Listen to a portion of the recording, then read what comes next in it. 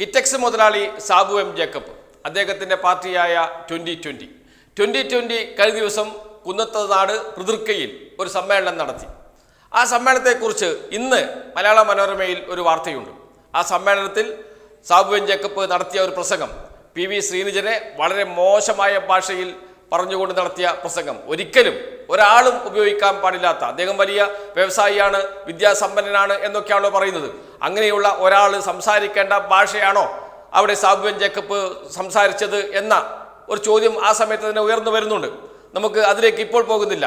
ഈ സമ്മേളനത്തിൽ Sabu M Jacob നടത്തിയ ആ പ്രസംഗമുണ്ടല്ലോ, ആ പ്രസംഗം PV ശ്രീനിജൻ MLA വളരെ മോശമായ രീതിയിൽ പരാമർശിച്ചുകൊണ്ട് വിളിച്ചുകൊണ്ട് വളരെ മോശം ഭാഷ ഉപയോഗിച്ചുകൊണ്ട് നടത്തിയ ആ പ്രസംഗത്തിനെതിരെ സ്വാഭാവികമായും PV ശ്രീനിജൻ MLA പോലീസ് പരാതി നൽകി. ശ്രീനിജൻ മാത്രമല്ല, മറ്റു രണ്ടുപേരും, അത് കേട്ട മറ്റു രണ്ടുപേരും പരാതി നൽകി. ആ പരാതിയിൽ പോലീസ് കേസെടുത്തു. ആ കേസെടുത്ത സംഭവത്തെക്കുറിച്ചുള്ള ഒരു പ്രതികരണം 2020 നടത്തിയിട്ടുണ്ട്. അതേക്കുറിച്ച് മലയാള മനോരമയിൽ വാർത്ത വന്നിട്ടുണ്ട്. മലയാള മനോരമ വാർത്ത ഇങ്ങനെയാണ്: തലക്കെട്ട്: CPM-ന്റെ സംഘടനാശേഷിയെ നിഷ്പ്രഭമാക്കുന്ന തരത്തിൽ 2020 സമ്മേളനം നടത്തിയതിൻ്റെ വൈരാഗ്യം. ഇതാണ് തലക്കെട്ട്. അതിനുശേഷം വരികയാണ്: 2020 chief coordinator Sabu M Jacob Kunnathunad MLA PV ശ്രീനിജനെ അധിക്ഷേപിച്ചെന്ന പരാതിയിൽ പ്രതികരണവുമായി പാർട്ടി എന്ന് വെച്ചാൽ 2020 CPM-ന്റെ സംഘടനാശേഷിയെ നിഷ്പ്രഭമാക്കുന്ന തരത്തിൽ 2020 പിതൃക്കയിൽ സമ്മേളനം നടത്തിയതിൻ്റെയും കേരളം മാറി മാറി ഭരിച്ച മുന്നണികൾക്ക് ചിന്തിക്കാൻ പോലുമാകാത്ത കർമ്മ പദ്ധതികൾ പ്രഖ്യാപിച്ചതിൻ്റെയും വൈരാഗ്യത്തിലാണ് ശ്രീനിജനും CPM-ഉം പരാതിയുമായി രംഗത്തെത്തിയതെന്ന് 2020 ആരോപിച്ചു. എന്താണ് പറഞ്ഞത്?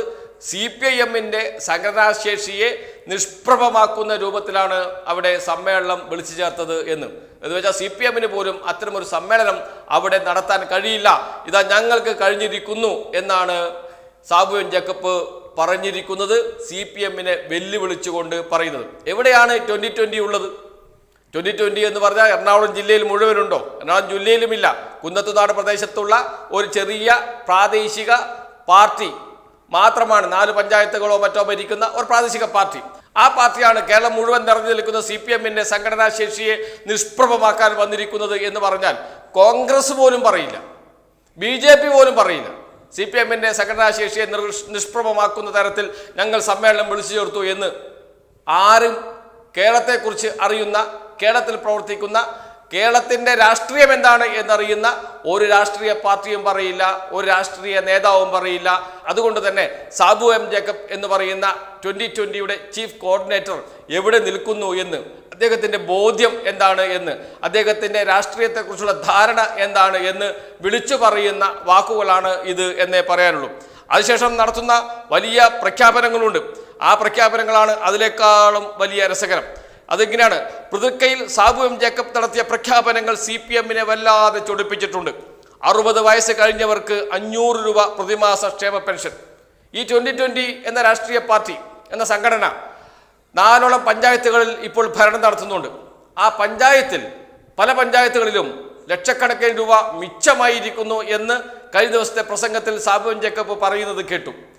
ഏത് പഞ്ചായത്താണ് സാമ്പത്തികമായി മിച്ചമായി പ്രവർത്തിക്കുന്നത് കേരളത്തിൽ? ഇതാ ഞങ്ങൾ ഭരിക്കുന്ന പഞ്ചായത്ത് സാമ്പത്തികമായി മിച്ചമായി പ്രവർത്തിക്കുന്നു എന്നാണ് സാബു എം ജേക്കബ് പറയുന്നത്. സാബു എം ജേക്കബിന്റെ ധാരണ പഞ്ചായത്ത് എന്ന് വെച്ചാൽ, പഞ്ചായത്തിന് ഭരണം എന്ന് വെച്ചാൽ തൻ്റെ കമ്പനി ഭരണം പോലെയാണ് എന്നാണ്. അവിടെ ലാഭമുണ്ടാകണം എന്ന് വെച്ചാൽ ലാഭം എന്ന വാക്ക് അദ്ദേഹം ഉപയോഗിച്ചില്ല, മിച്ചം എന്ന വാക്കാണ് ഉപയോഗിച്ചത്.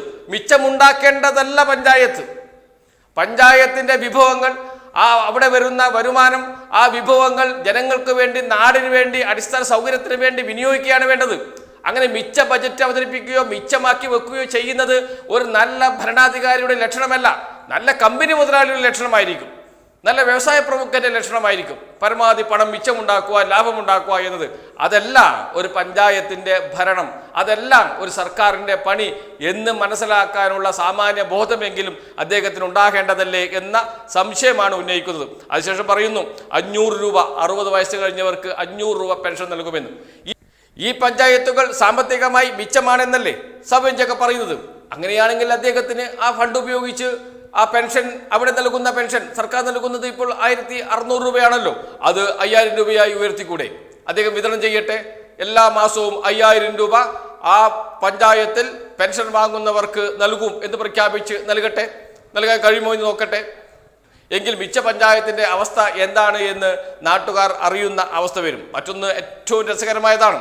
അത് മറ്റൊന്നുമല്ല, മുല്ലപ്പെരിയാറിൽ പുതിയ ഡാം പണിയും എന്ന് വെച്ചാൽ കുന്നത്തുനാടിലെ 2020 പ്രവർത്തകർ, ഇവിടെ കൂടിയ 2020 പ്രവർത്തകർ നാളെ രാവിലെ തന്നെ സിമെന്റും കമ്പിയും കല്ലും മണലുമായി മുല്ലപ്പെരിയാറിലേക്ക് പോവുകയും അവിടെ ഡാം പണിയുകയും ചെയ്യും എന്നാണ്. അങ്ങനെയൊക്കെ നടക്കുന്ന കാര്യമാണോ ഇത് രണ്ട് സംസ്ഥാനങ്ങൾ തമ്മിലുള്ള പ്രശ്നമല്ലേ? രണ്ട് സംസ്ഥാനങ്ങൾ തമ്മിലുള്ള പ്രശ്നത്തിൽ ഏതെങ്കിലും ഒരു സംസ്ഥാനത്തിന് തീരുമാനമെടുക്കാൻ കഴിയുമോ? അങ്ങനെ കഴിയണമെങ്കിൽ എത്ര നൂലാമാലകൾ കടക്കാനുണ്ട്. ഇപ്പോൾ തന്നെ സുപ്രീം കോടതിയിൽ നിരവധി കേസുകൾ ഇതുമായി ബന്ധപ്പെട്ട് നടക്കുകയാണ്. ഇതൊന്നും അറിയാതെയാണോ ഇദ്ദേഹം പറയുന്നത് എന്നതാണ് സംശയം. അറിയാതെയായിരിക്കാൻ സാധ്യതയില്ല. ജനങ്ങളെ എന്തെങ്കിലും പറഞ്ഞ് പറ്റിച്ച് ജീവിക്കുക എന്ന രീതിയാണോ എന്ന സംശയമാണ് ഉയരുന്നത്. ഏതായാലും ഡാം പണിയും, മുല്ലപ്പെരിയാറിൽ ഡാം പണിയും എന്ന് അദ്ദേഹം പ്രഖ്യാപിച്ചിട്ടുണ്ട്.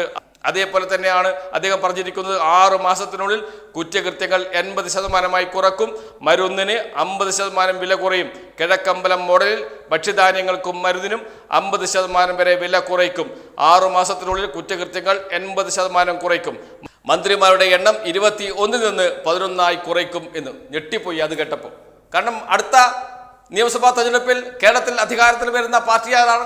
2020 ആണ് എന്നാണ് അദ്ദേഹം ഇപ്പോൾ സ്വപ്നം കാണുന്നത്. മലർപ്പൊടിക്കാരൻ്റെ സ്വപ്നം എന്നതൊക്കെ കേട്ടിട്ടേ ഉള്ളൂ. അതാണ് അവസ്ഥ. ഇപ്പോൾ കിഴക്കമ്പലത്ത് മാത്രം, ആ കുന്നത്തുനാട് പ്രദേശത്ത് മാത്രം നിൽക്കുന്ന ഒരു പാർട്ടി, ഒരു സംഘടന, ആ സംഘടനയാണ് പറയുന്നത് നാളെ ഞങ്ങൾ അധികാരത്തിലേറുമെന്നും കേരളത്തിലെ മന്ത്രിമാരുടെ എണ്ണം 11 ചുരുക്കുമെന്നും പറയുന്നത്. എന്ന് വെച്ചാൽ അദ്ദേഹം സ്വപ്നമാണത്, കേരളം ഭരിക്കുക എന്നത്. കേരളം ഒരു കിഴക്കമ്പലം മോഡൽ ഞാൻ പിടിച്ചെടുക്കുമെന്നും അങ്ങനെ കേരളം ഭരിക്കുമെന്നും വിശ്വസിച്ച് സ്വപ്നം കണ്ട് ഉറങ്ങുന്ന ഒരു മുതലാളിയാണ് സാബു ജേക്കബ് എന്നാണ് അദ്ദേഹത്തിൻ്റെ ഈ വാക്കുകളിൽ നിന്ന്, അല്ലെങ്കിൽ അദ്ദേഹത്തിൻ്റെ പാർട്ടിയുടെ ഈ വാക്കുകളിൽ നിന്ന് ഒക്കെ മനസ്സിലാകുന്നത്. ഏതായാലും അദ്ദേഹത്തിന് ഒരു നല്ല നമസ്കാരം പറയുക എന്നതിനപ്പുറത്തും ഇപ്പോൾ ഒന്നും ചെയ്യാനില്ല.